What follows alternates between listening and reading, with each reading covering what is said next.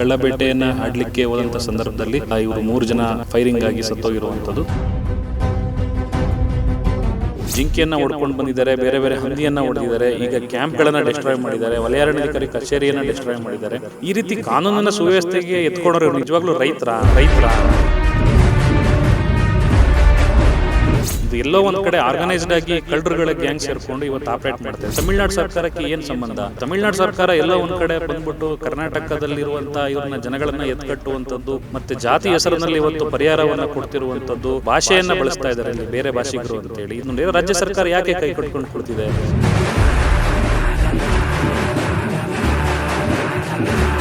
ಇವರು ಬೇಟೆಗೆ ಹೋಗಿಲ್ಲ, ನಾವು ದನ ಹುಡುಕಕ್ಕೆ ಹೋಗಿದ್ವಿ ಅಂದ್ರೆ ಯಾವುದೇ ಕಾರಣಕ್ಕೂ ದನವನ್ನ ಹುಡುಕ್ಲಿಕ್ಕೆ ಅವ್ರಿಗೆ ಅವಕಾಶ ಇಲ್ಲ. ಯಾಕಂದ್ರೆ ಸಿಬ್ಬಂದಿ ಈಗ ಇವರೇ ಸಿಬ್ಬಂದಿಗೆ ಗುಂಡು ಹಾರಿಸಿ ಸಿಬ್ಬಂದಿಗಳ ಸತ್ತಿದ್ರೆ ಯಾರಿಗೆ ನಷ್ಟ ಆಗ್ತಿತ್ತು?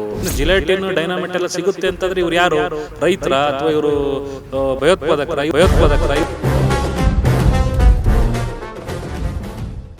ಈಗ ರಾಜ್ಯದಲ್ಲಿ ಏನು ಕಳ್ಳಬೇಟೆ ಪ್ರಕರಣಗಳು ದಿನೇ ದಿನೇ ಹೆಚ್ಚಾಗ್ತಾನೆ ಇದೆ. ಒಂದು, ಈ ರಾಜ್ಯದಲ್ಲಿರುವಂಥ ಅಭಯಾರಣ್ಯಗಳು ಮತ್ತು ರಾಷ್ಟ್ರೀಯ ಉದ್ಯಾನವನಗಳ ವ್ಯಾಪ್ತಿನಲ್ಲಿ ಇತ್ತೀಚಿನ ದಿನಗಳಲ್ಲಿ ಕಳ್ಳಬೇಟೆ ಪ್ರಕರಣಗಳು ಸಾಕಷ್ಟು ವರದಿ ಆಗ್ತಾ ಇದೆ. ಆದರೆ ಈಗ ಮೊನ್ನೆ ಆಗಿರುವಂಥ ಘಟನೆಯಲ್ಲಿ ಕಳ್ಳಬೇಟೆಯನ್ನು ಆಡಲಿಕ್ಕೆ ಹೋದಂಥ ಸಂದರ್ಭದಲ್ಲಿ ಇವರು 3 ಜನ ಫೈರಿಂಗ್ ಆಗಿ ಸತ್ತೋಗಿರುವಂಥದ್ದು ಕಾಣ್ತಾ ಇದ್ದೀವಿ. ಒಂದು, ಈಗ ಏನಾಗ್ತಾ ಇದೆ, ಇವರು ಹೊಸ ಚಪ್ಪಲಿಯನ್ನು ಇಟ್ಟಿದ್ರು, ಅವರು ಶಿಕಾರಿಗೆ ಹೋಗಿಲ್ಲ ಅಂತಕ್ಕಂಥ ವರ್ತಮಾನಗಳನ್ನು ಹೇಳ್ತಾ ಇದ್ದಾರೆ. ಆದರೆ ಶಿಕಾರಿಗೆ ಹೋಗುವಾಗ ಯಾವ ರೀತಿ ತಯಾರಿಗಳು ನಡೀತವೆ ಅಂದರೆ ಒಂದೊಂದು ಭಾಗದಲ್ಲಿ ಒಂದೊಂದು ರೀತಿ ಶಿಕಾರಿಗೆ ಹೋಗ್ತದೆ. ಇದೇ ರೀತಿ ಹೇಳೋದಾದರೆ ಮಲೆನಾಡು ಭಾಗದಲ್ಲೇ ಒಂದು ರೀತಿಯ ಏನು ಸಂಪ್ರದಾಯ ಇರುತ್ತೆ ಬೇಟೆಗೆ ಹೋಗುವಂಥದ್ದು. ಆ ಭಾಗದಲ್ಲಿ ಹೊಸ ಚಪ್ಪಲಿಯನ್ನು ಯಾಕೆ ಬ್ಯಾಗಲ್ಲಿ ಇಟ್ಕೊಂಡು ಹೋಗ್ತಾರೆ ಅಂತಂದರೆ ಆ ಚಪ್ಪಲಿಯನ್ನು ಬೇಟೆಗೆ ಹೋದಂಥ ಸಂದರ್ಭದಲ್ಲಿ ಕಾಡಿನಲ್ಲಿ ಆ ಭಾಗದಲ್ಲಿ ಆಗುವಂಥ ಎಲ್ಲ ಶಿಕಾರಿಯ ಮಾಹಿತಿಗಳನ್ನು ತಗೊಂಡ್ರೆ ಅವರೆಲ್ಲರೂ ಕೂಡ ಹವಾಯಿ ಚಪ್ಪಲಿ, ಪ್ಯಾರಾಗಾನ್ ಚಪ್ಪಲಿಗಳನ್ನು ಬಳಸ್ತಿದ್ರು ಅಂತಕ್ಕಂಥದ್ದು. ಯಾಕೆಂದರೆ ಅಲ್ಲಿ ಲಬ್ಬರ್ ಚಪ್ಪಲಿ ಹಾಳಾಯಿತು ಅಂದಾಗ ಹೊಸ ಚಪ್ಪಲಿಯನ್ನು ಬಳಸುವಂಥದ್ದು ಸಾಂಪ್ರದಾಯ ರೂಢಿ ಆ ಬೇಟೆಗಾರರಲ್ಲಿ ಇತ್ತು. ಇತ್ತೀಚೆಗೆ ಅದು ಏನಾಗ್ತಾಯಿದೆ, ಹೊಸ ಚಪ್ಪಲಿ ಯಾಕೆ ಇಟ್ಟರು ಅಂತಕ್ಕಂಥದ್ದನ್ನು ದೊಡ್ಡ ಇಶ್ಯೂವನ್ನು ಮಾಡಿದ್ದಾರೆ. ಆದರೆ ಇವರ ಚಪ್ಪಲಿಗಳನ್ನು ಯಾವುದೇ ಬೇಟೆಗಾರರು ಆ ಭಾಗದಲ್ಲಿ ಬೇಟೆಗೆ ಹೋದರೂ ಚಪ್ಪಲಿಯನ್ನು ಇಟ್ಕೊಂಡು ಹೋಗ್ತಾಯಿದ್ರು, ಅದನ್ನು ಶಿಕಾರಿಗೆ ಪೂರಕವಾಗಿ ಬಳಸ್ತಿದ್ರು. ಮತ್ತು ಇವರು ರಾತ್ರಿಯೇ ತಯಾರಿ ಮಾಡಿ ಹೊರಡ್ತಾರೆ, ಎಲ್ಲ ಥರ ತರಕಾರಿಗಳನ್ನು ತಗೊಂಡು ಹೋಗುವಂಥದ್ದು, ಅಲ್ಲೇ ಅಡುಗೆ ಮಾಡಿ ತಿಂದು ಮತ್ತೆ ಮಧ್ಯರಾತ್ರಿನಲ್ಲಿ ಬೇಟೆ ಆಡಿ ಆ ಮಾಂಸವನ್ನೆಲ್ಲ ಸಂಗ್ರಹ ಮಾಡಿಟ್ಕೊಂಡು ಬೆಳಗಿನ ಜಾವ ಅವರು ಮನೆಗೆ ಬಂದು ಸೇರ್ಕೊಳ್ಳುವಂಥದ್ದು ಪ್ರತೀತಿ. ಎಲ್ಲೇ ಶಿಕಾರಿ ಆದರೂ ಇದೇ ರೀತಿ. ಇವರೆಲ್ಲ ಪ್ರೊಫೆಷ್ನಲ್ ಹಂಟರ್ಸ್ ಅಂತೀವಿ. ಇವರೆಲ್ಲ ತುಂಬ ಹಳೆ ಕಾಲದಿಂದ ನುರ್ತಾ ಬೇಟೆಗಾರ ಆಗಿರ್ತಾರೆ. ಆದರೆ ಇತ್ತೀಚಿನ ಮಕ್ಕಳಲ್ಲಿ ಅಥವಾ ಇತ್ತೀಚಿನ ಜನ್ರೇಷನಲ್ಲಿ ಈ ರೀತಿಯ ಬೇಟೆಗಳು ತುಂಬ ಕಡಿಮೆ. ಅದು ಬಿಟ್ಟರೆ ಆರ್ಗನೈಸ್ಡ್ ಪೋಚಿಂಗ್ ಅಂತ ಹೇಳ್ತೀವಿ. ಏನಂದರೆ ಈ ಜೀಪಲ್ಲಿ ದೊಡ್ಡ ದೊಡ್ಡ ಸ್ಪೋರ್ಟಿಂಗ್ ರೈಫಲ್ಗಳನ್ನು ತೊಗೊಂಡು ಬಂದು ಇವರು ಶಿಕಾರಿ ಮಾಡುವಂಥದ್ದು ಗ್ಯಾಂಗ್ಗಳನ್ನು ಕೂಡ ನೋಡಿದ್ದೀವಿ. ಅಂಥರನ್ನು ಕೂಡ ಇಲಾಖೆ ಹಿಡಿದಿದೆ. ಈ ಒಂದು ಘಟನೆಯಲ್ಲಿ ಏನಾಗಿದೆ, ಇವರು ಅಥವಾ ಆತ್ಮರಕ್ಷಣೆಗೂ ಸಮೀಪದಲ್ಲಿ ಆಗಿರೋದ್ರಿಂದ ಎರಡೂ ಕಡೆ ಗುಂಡಿನ ಚಕಮಕಿ ಆಗಿರೋದ್ರಿಂದ ಈ ಒಂದು ಘಟನೆ ನಡೆದೋಗಿದೆ. ಈ ಘಟನೆ ನಂತರ ಏನಾಗಿದೆ, ಕಾವೇರಿ ವನ್ಯಜೀವಿ ವೈಲ್ಡ್ ಲೈಫ್ ಸ್ಯಾಂಚುರಿನಲ್ಲಿ ಇವತ್ತು ಎಲ್ಲ ಬೇಟೆ ನಿಗ್ರಹ ಶಿಬಿರಗಳನ್ನು ದಾಳಿ ಮಾಡಿ ಜಿಲೆಟಿನ್ ಅಥವಾ ಏನು ಡೈನಾಮೈಟ್ ಬಳಸಿ ಇವತ್ತು ದಾಳಿಯನ್ನು ಮಾಡ್ತಾ ಇದ್ದಾರೆ. ಇದು ನಿಜವಾಗಲೂ ಖಂಡನೀಯ. ಯಾಕೆಂದರೆ ಆ ಭಾಗದಲ್ಲಿರುವಂಥ ಅಭಯಾರಣ್ಯ ಮತ್ತು ಪ್ರಾಣಿಗಳು ಉಳಿಬೇಕಾಗುತ್ತೆ. ಇದೊಂದು ಘಟನೆಯಿಂದ ಇಡೀ ಇಲಾಖೆಯನ್ನು ಮತ್ತು ಇಡೀ ಒಂದು ಕಾಡನ್ನು ಹಾಳು ಮಾಡುವಂಥ ಪ್ರಕ್ರಿಯೆ ಎಷ್ಟು ಸರಿ? ಕಾನೂನು ಸುವ್ಯವಸ್ಥೆ ಯಾವ ರೀತಿ ಇವತ್ತು ಹದಗೆಡ್ತಾ ಇದೆ? ರಕ್ಷಣೆ, ಮುಂಚೂಣಿ ಸಿಬ್ಬಂದಿಗೆ ಇವತ್ತು ರಕ್ಷಣೆ ಇಲ್ಲ. ಯಾಕೆಂದರೆ ಸಸ್ಪೆಂಡ್ ಮಾಡುವಂಥದ್ದು ಅಥವಾ ಕ್ರಮ ಕೈಗೊಳ್ಳುವಂಥದ್ದು ಮುಂಚೂಣಿ ನೌಕರರಿಗೆ. ಆದರೆ ಹಿರಿಯ ಅಧಿಕಾರಿಗಳು, ಇವರು IFS ಅಧಿಕಾರಿಗಳು, ಬೆಂಗಳೂರಿನಲ್ಲಿ ಕೊಟ್ಟಂಥ ರಾಜ್ಯ ಮಟ್ಟದ ಅಧಿಕಾರಿಗಳು ಯಾವುದೇ ರೀತಿ ಕ್ರಮ ಆಗೋದಿಲ್ಲ.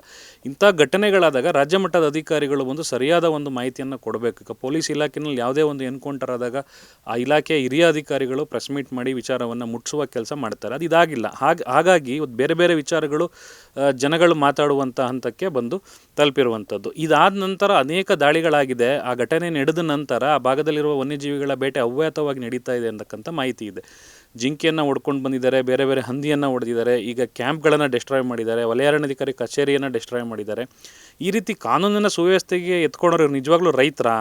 ಇದು ಎಲ್ಲೋ ಒಂದು ಕಡೆ ಆರ್ಗನೈಸ್ಡ್ ಆಗಿ ಕಳ್ಳರುಗಳ ಗ್ಯಾಂಗ್ ಸೇರಿಕೊಂಡು ಇವತ್ತು ಆಪರೇಟ್ ಮಾಡ್ತಾ ಇದೆ. ಎಲ್ಲೋ ಒಂದು ಕಡೆ ಅರಣ್ಯ ಇಲಾಖೆಯ ಸಿಬ್ಬಂದಿಗಳ ಆತ್ಮಸ್ಥೈರ್ಯವನ್ನು ಕುಗ್ಸುವಂಥ ಪ್ರಯತ್ನ ಇದಾಗಿದೆ.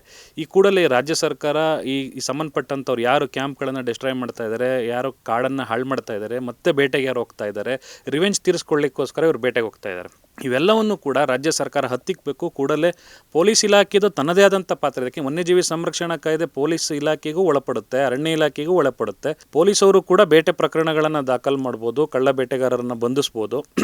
ಈ ನಿಟ್ಟಿನಲ್ಲಿ ಅರಣ್ಯ ಇಲಾಖೆ, ಪೊಲೀಸ್ ಇಲಾಖೆ ಜಂಟಿ ಕೆಲಸವನ್ನು ಕೂಡ ಮಾಡಬೇಕಾಗ್ತದೆ. ಈ ಪ್ರಕರಣಗಳಲ್ಲಿ ಯಾರ್ಯಾರು ಇನ್ವಾಲ್ವ್ ಆಗಿದ್ದಾರೆ, ಇದ್ರ ಹಿಂದಿನ ಶಕ್ತಿಯನ್ನು ತಮಿಳುನಾಡು ಸರ್ಕಾರಕ್ಕೆ ಏನು ಸಂಬಂಧ?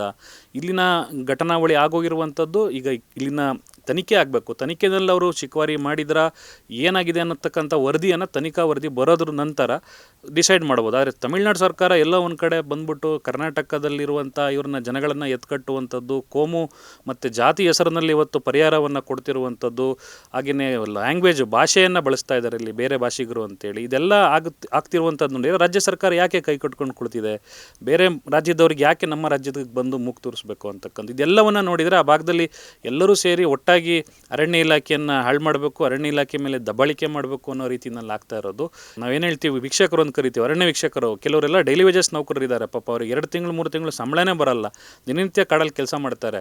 ಅವ್ರು ಇವತ್ತು ಕೆಲಸ ಇಲ್ದಲೇ, ಸಂಬಳ ಇಲ್ದಲೇ ಕೆಲಸ ಮಾಡುವಂಥ ಪರಿಸ್ಥಿತಿ. ಅಂಥರ ರಕ್ಷಣೆಯನ್ನು ಯಾರು ಮಾಡಬೇಕು? ಸರ್ಕಾರ ಮಾಡಬೇಕು ಅಥವಾ ಹಿರಿಯ ಅಧಿಕಾರಿಗಳು ಮಾಡಬೇಕು? ಹಿರಿಯ ಅಧಿಕಾರಿಗಳ ದಿವ್ಯ ನಿರ್ಲಕ್ಷ್ಯ ಇದು ಅಂತ ನಾವು ಹೇಳೋಕ್ಕೆ ಬಯಸ್ತೀವಿ. ಯಾಕೆಂದರೆ ಇಂಥ ಒಂದು ಸಂದರ್ಭಗಳಲ್ಲಿ ಆತ್ಮಸ್ಥೈರ್ಯವನ್ನು ಇಲಾಖೆಗೆ ಕೊಡಬೇಕಾಗತ್ತೆ.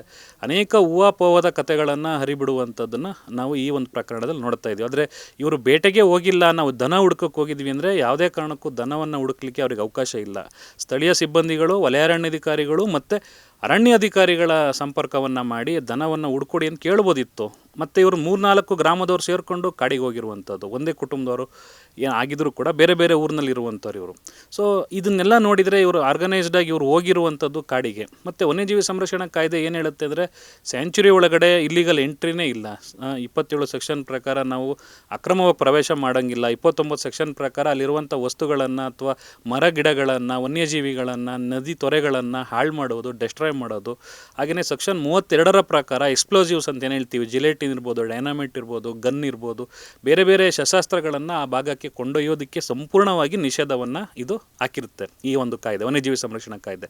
ಈ ಕಾಯ್ದೆ ಪ್ರಕಾರ ಅರಣ್ಯ ಇಲಾಖೆ ಕೆಲಸ ಮಾಡಲೇಬೇಕಾಗುತ್ತೆ. ಯಾಕೆಂದರೆ ಎಲ್ಲ ಇಲಾಖೆಗಳು ಅವ್ರವ್ರ ಕಾಯ್ದೆಗೆ ಅನುಗುಣವಾಗಿ, ಕಾನೂನು ಅನುಗುಣವಾಗಿ ಕೆಲಸ ಮಾಡುವಾಗ ಇವರು ಶಿಕಾರಿ ಅಥವಾ ಅಕ್ರಮವಾಗಿ ಕಾಡು ಹೋದಂಥ ಸಂದರ್ಭದಲ್ಲಿ ಅವ್ರನ್ನ ಕೇಳುವಂಥದ್ದು, ಅವರನ್ನು ಬಂಧಿಸುವಂಥದ್ದು ಅಥವಾ ಗುಂಡಿನ ಚಕಮಕಿ ಆದಂಥ ಸಂದರ್ಭದಲ್ಲಿ ಫೈರಿಂಗ್ ಆಗಿರುವಂಥದ್ದು ನೋಡಿದ್ದೀವಿ. ಈಗಾಗಲೇ ನಮ್ಮ ಭದ್ರಾ ಅಭಯಾರಣ್ಯದಲ್ಲೂ ಮತ್ತು ಬೇರೆ ಬೇರೆ ಅಭಯಾರಣ್ಯ ಪ್ರದೇಶಗಳಲ್ಲೂ, ಶಿವಮೊಗ್ಗದಲ್ಲೂ ಕೂಡ ಈ ಫೈರಿಂಗ್ ಅನ್ನೋ ಪ್ರಕರಣಗಳಾಗಿದ್ದಾವೆ. ರಾಜ್ಯದಲ್ಲಿ ಕಳೆದ 25-30 ವರ್ಷಗಳಲ್ಲಿ ಒಂದು 8-10 ಪ್ರಕರಣಗಳು, ಫೈರಿಂಗ್ ಇನ್ಸಿಡೆಂಟ್ಗಳು ನಾವು ನೋಡ್ತಾ ಇದ್ದೀವಿ.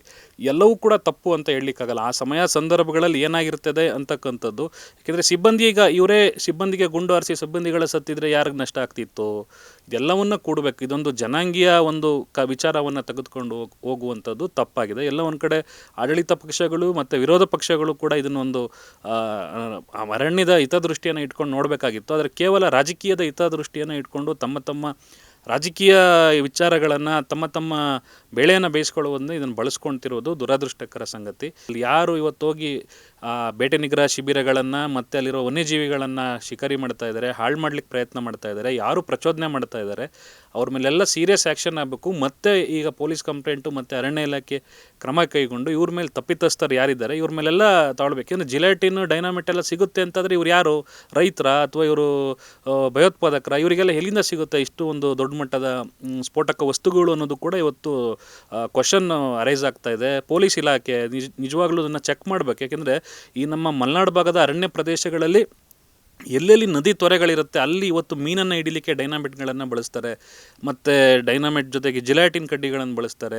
ಮೊನ್ನೆನೂ ಕೂಡ ನೋಡ್ಬೋದು, ಯಾವುದೋ ಒಂದು ಕಾರಿನಲ್ಲಿ ಡೈನಾಮಿಟ್ ಸ್ಫೋಟವಾಗಿ ಸತ್ತೋಗಿದ್ದು ನೋಡಿದ್ವಿ. ಎಲ್ಲ ಇಲ್ಲೀಗಲಾಗಿ ಅಕ್ರಮವಾಗಿ ಈ ಡೈನಾಮಿಟ್ಸು, ಜಿಲಾಟಿನ್ನು, ಈ ರೀತಿ ಸ್ಫೋಟಕ ವಸ್ತುಗಳು ಜನಸಾಮಾನ್ಯರಿಗೆ, ಅದರಲ್ಲಿ ಈ ರೀತಿಯ ಅರಣ್ಯದಂಚಿನ ಜನರಿಗೆ ಹೆಂಗೆ ಸಿಗ್ತಾ ಇದೆ, ಇದೆಲ್ಲವೂ ಕೂಡ ಸರ್ಕಾರ ಕೂಲಂಕುಷವಾಗಿ ತನಿಖೆ ಮಾಡಬೇಕು. ಈ ಒಂದು ಶಿಕಾರಿಯ ಪ್ರಕರಣ ಏನಾಗಿದೆ ಇದನ್ನು ಒಂದು ರಾಜ್ಯದಲ್ಲಿ ಒಂದು SITನೋ ಅಥವಾ ಇನ್ನೂ ಉನ್ನತ ಮಟ್ಟದ ತನಿಖೆಗೆ ಒಳಪಡಿಸಬೇಕು. ಯಾಕೆಂದರೆ ಇಲ್ಲಿ ಅರಣ್ಯ ಸಿಬ್ಬಂದಿಗಳನ್ನು ಬಲಿಪಶು ಮಾಡುವಂಥದ್ದು ಆಗಬಾರ್ದು. ಸ್ಥಳೀಯರು ಬೇಟೆಗೆ ಹೋಗಿ ಅವರು ತಪ್ಪಾಗಿರುವಂಥದ್ದು ಕಂಡು ಬಂದರೆ ಅವ್ರ ಮೇಲೆ ನಿರ್ದಾಕ್ಷಿಣ್ಯ ಕ್ರಮ ಕೈಗೊಳ್ಳಬೇಕು. ಈಗಾಗಲೇ ಆಗಿದೆ.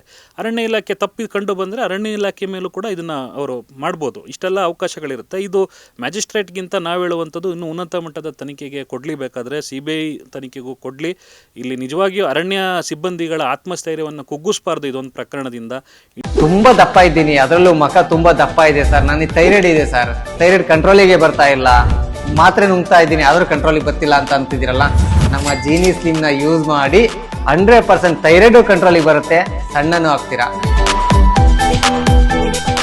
ಇಂತಹ ನೈಜ ಕುತೂಹಲ ಭರಿತ ಸುದ್ದಿಗಳು ನಿಮಗೆ ಸಿಗಬೇಕಂದ್ರೆ ರಾಜ್ಯದ ಪ್ರತಿಷ್ಠಿತ ಜನಪರ ಡಿಜಿಟಲ್ ಸುದ್ದಿ ಮಾಧ್ಯಮ ಪಬ್ಲಿಕ್ ಇಂಪ್ಯಾಕ್ಟ್ ಚಾನಲನ್ನು ಯೂಟ್ಯೂಬ್ನಲ್ಲಿ ಸಬ್ಸ್ಕ್ರೈಬ್ ಮಾಡ್ಕೊಳ್ಳಿ. ವಿಡಿಯೋ ಇಷ್ಟವಾದರೆ ಲೈಕ್ ಮಾಡಿ, ನಿಮ್ಮ ಇಷ್ಟದವರಿಗೆ ಶೇರ್ ಮಾಡಿ ನಮ್ಮನ್ನು ಪ್ರೋತ್ಸಾಹಿಸಿ. ಹಾಗೆಯೇ ಫೇಸ್ಬುಕ್ನಲ್ಲಿ ಪಬ್ಲಿಕ್ ಇಂಪ್ಯಾಕ್ಟ್ ಫಾಲೋ ಮಾಡೋದನ್ನ, ಇನ್ಸ್ಟಾದಲ್ಲಿ ಜೊತೆಯಾಗೋದನ್ನ ಮಿಸ್ ಮಾಡಬೇಡಿ. ಜಾಹೀರಾತು ಹಾಗೂ ಬಿಸ್ನೆಸ್ ಪ್ರಮೋಷನ್ಗಾಗಿ ಸಂಪರ್ಕಿಸಿ 9606037450 ಅಥವಾ 9353224116. ಇದು ಪಬ್ಲಿಕ್ ಇಂಪ್ಯಾಕ್ಟ್, ಜನಶಕ್ತಿಯೇ ನಿರ್ಣಾಯಕ.